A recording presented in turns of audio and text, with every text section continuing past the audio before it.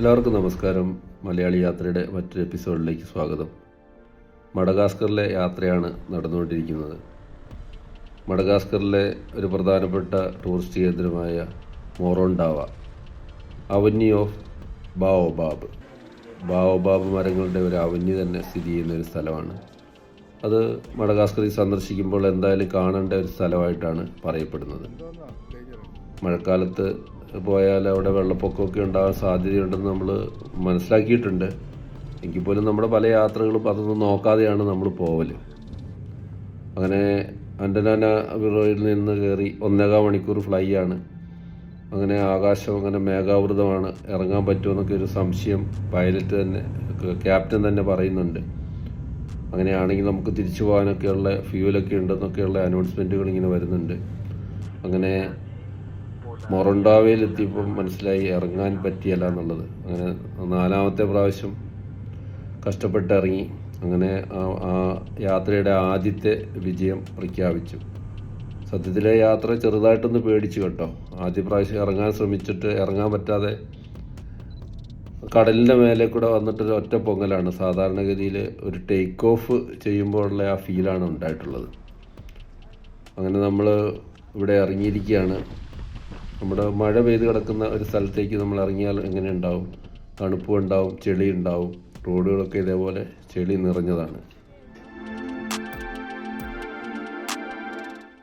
വെള്ളപ്പൊക്കം ഒക്കെ ഉണ്ടാകുമ്പോൾ നമ്മുടെ നാട്ടിലൊക്കെ എങ്ങനെ ഉണ്ടാവും അതേപോലത്തെ ഒരു സീനൊക്കെയാണ് ഇവിടെ കാണുന്നത്. ഇത് മണ്ണുകൊണ്ടുള്ള ഒരു പാതയാണ് ഈ അവന്യൂ ഓഫ് ബാവോബാബിലേക്ക് പോകാൻ വേണ്ടിയിട്ടുള്ളത്. ഇത് അദ്ദേഹം ഒരു ബൈക്കായിട്ട് ഓഫ് റോഡ് വെഹിക്കിളാണ്, അതുകൊണ്ട് ഇതിലൂടെ കിടക്കാനൊക്കെ ശ്രമിച്ചതാണ്. പക്ഷെ ചെളിയിൽ പൂണ്ടുപോയി ആൾക്കാരെല്ലാം കൂടെ എടുത്തു പൊക്കി. 2 ഫ്രണ്ട്സ് കൂടെ വന്നതാണ്. ഒരുത്തന് ഇച്ചിരി ധൈര്യമൊക്കെ കാണിച്ച് ഇറങ്ങാൻ ശ്രമിച്ചതാണ്, പക്ഷെ വിജയിച്ചില്ല. അപ്പം നമ്മൾ ഇതിൻ്റെ ഒരു മണ്ണ് കൊണ്ടുണ്ടാക്കിയൊരു വഴിയാണല്ലോ. നമ്മുടെ നാട്ടിലൊക്കെ ഉള്ളതുപോലെ തന്നെ ഹൈവേ വന്നു കഴിഞ്ഞാൽ ഒരു ബണ്ട് കെട്ടുന്ന പോലെയാണ്. ഒരു സൈഡ് വെള്ളം പൊങ്ങും. അങ്ങനെയാണ് ഈ താമസക്കാരുടെ ഒരു സൈഡിൽ വെള്ളം പൊങ്ങുകയും അത് താഴ്ന്ന് ഒഴുക്കി വിടാൻ വേണ്ടിയിട്ട് നടുക്കൂടി ഒരു കനാല് പോലെ കീറിയത്. ഇതിൻ്റെ അടിയിൽ കൂടി ഒരു പൈപ്പൊക്കെ ഉണ്ടായിരുന്നു കേട്ടോ. അതൊക്കെ അടഞ്ഞു പോയി.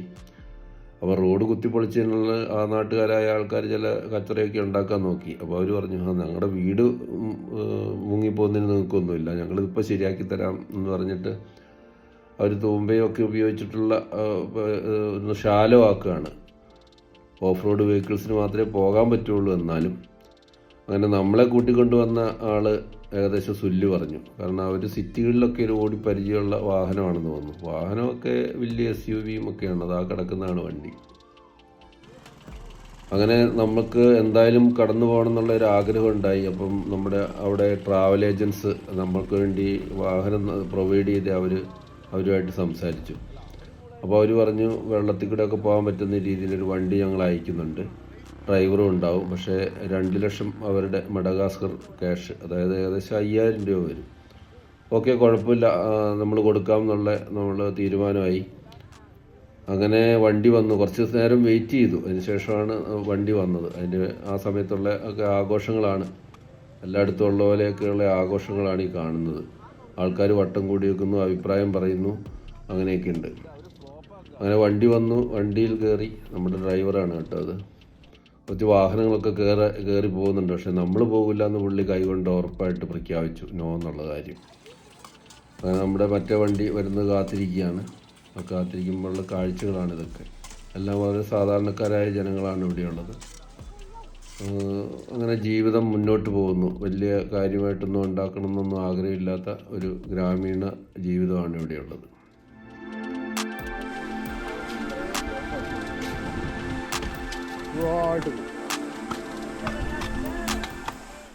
ഞങ്ങളുടെ SUV അറേഞ്ച് ചെയ്യാനും വരാനുമൊക്കെ ലേശം സമയമെടുക്കും. അപ്പോൾ അതിൻ്റെ ഇടയ്ക്കുള്ള ഒരു ആഘോഷങ്ങളാണ് ഇതൊക്കെ കാണുക, മനസ്സിലാക്കുക എന്നൊക്കെയുള്ളതാണ്. പണ്ട് കാലങ്ങളിലൊക്കെ നമ്മുടെ നാട്ടിൽ കേരളത്തിലൊക്കെ ചില വെള്ളപ്പൊക്കം മഴക്കാലത്ത് വന്നു കഴിഞ്ഞാൽ ഇതൊക്കെ തന്നെയാണ് സ്ഥിതി.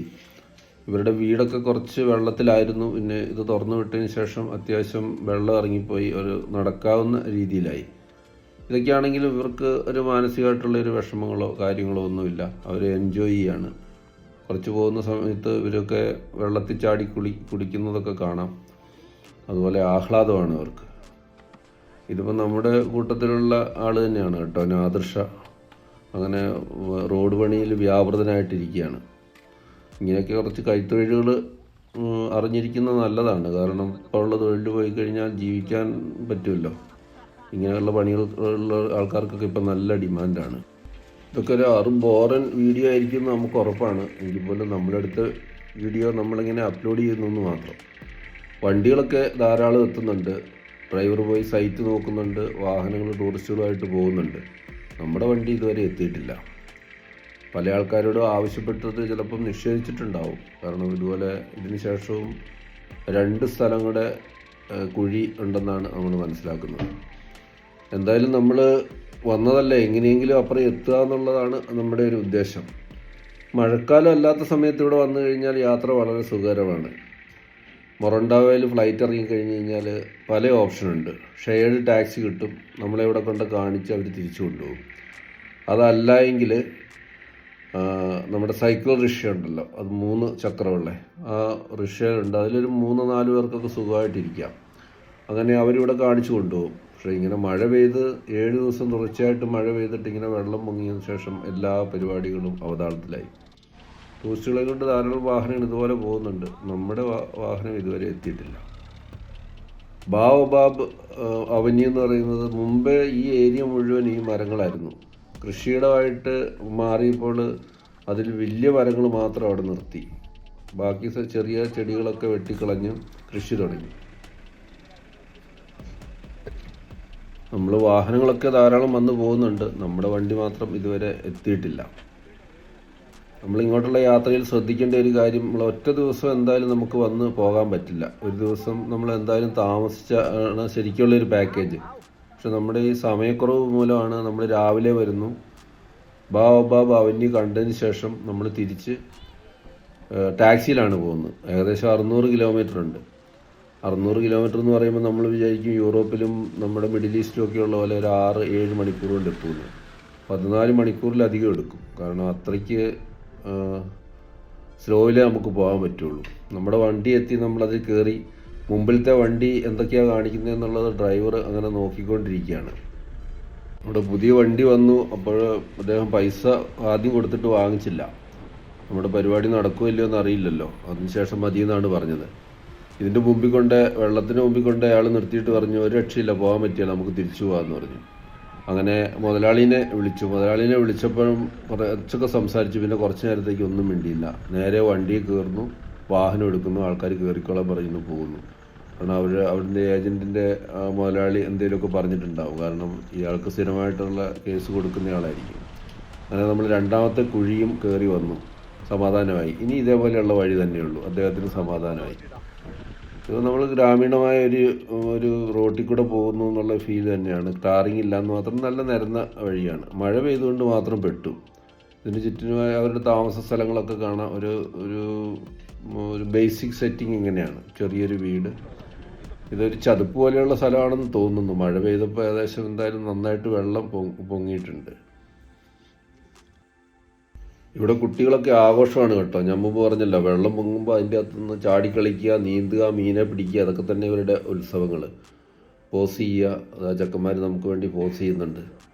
ഇവിടെ നമ്മളൊരു പോകുന്ന വഴിക്ക് നമ്മൾ നല്ലൊരു ഷൂട്ടിങ് പിടിച്ചിരുന്നു. പക്ഷേ അതിൻ്റെ അകത്ത് നല്ലൊരു വ്യൂ പിടിച്ചു. പക്ഷേ അതിൻ്റെ അകത്ത് പ്രശ്നം എന്താണെന്ന് വെച്ച് കഴിഞ്ഞാൽ ചെക്കന്മാർ, ആൾക്കാർ, ഉടുക്കാക്കുണ്ടന്മാർ ചാടുന്നു ഓടുന്നു ഒക്കെ ഉണ്ട്. യൂട്യൂബിന് ചില പോളിസികളുണ്ടല്ലോ, AI വെച്ച് അവരത് ചിലപ്പോൾ ബ്ലോക്ക് ചെയ്ത് കളയും. അതുകൊണ്ട് നമ്മളത് കാണിക്കുന്നില്ല. പക്ഷെ രസമുള്ളൊരു സീനായിരുന്നു. ഉടുക്കാക്കുണ്ടന്മാരായതുകൊണ്ടല്ല, അവരുടെ ചാട്ടവും ആഹ്ലാദവും ഒക്കെ. ഇതാണ് ഇവിടുത്തെ ഈ 3 ഒന്നിച്ച് നിൽക്കുന്ന, അതാണ് ഏറ്റവും പ്രധാനപ്പെട്ട ഒരു സീന്. ബാവോബാബിന് പറഞ്ഞല്ലോ, ഇത് 1000 തൊട്ട് 3000 വർഷം വരെ ആയുസ്സുള്ളതാണ്. ഈ മഡഗാസ്കറാണ് ഇതിൻ്റെ നാറ്റീവ് പ്ലേസ്. അല്ലാണ്ട് തന്നെ പല രാജ്യങ്ങളിലും ഒരു മോഡൽ പോലെ പല ഇത് വ്യത്യാസമുണ്ട്. ഒരേ സ്പീഷീസ് ആണെങ്കിൽ പോലും അതിൻ്റെ പല വിഭാഗങ്ങൾ ലോകത്തിൻ്റെ പല ഭാഗത്തുമുണ്ട്. ഇത് അവരുടെ ഒരു ചെറിയ കോളനി പോലെ ഒന്നിച്ച് താമസിക്കുന്നു. ആടുകളെയൊക്കെ കാണാൻ നമുക്ക്. മൊറണ്ടോയെക്കുറിച്ചുള്ള വീഡിയോ ഇവിടെ അവസാനിക്കുകയാണ്. നമ്മൾ വീഡിയോ അപ്ലോഡ് ചെയ്യുന്നുള്ള സന്തോഷത്തിലാണുള്ളത്. നമ്മൾ ഏകദേശം ഒരു 90-95 രാജ്യങ്ങളിൽ ഒറ്റയ്ക്കും ഗ്രൂപ്പായിട്ടൊക്കെ സഞ്ചരിച്ച് കഴിഞ്ഞിരിക്കുന്നു. നമ്മൾ വീണ്ടും യാത്ര തുടരുകയാണ്. മറ്റൊരു വീഡിയോ ആയിട്ട് വീണ്ടും കാണുന്നവരെ ഗുഡ് ബൈ.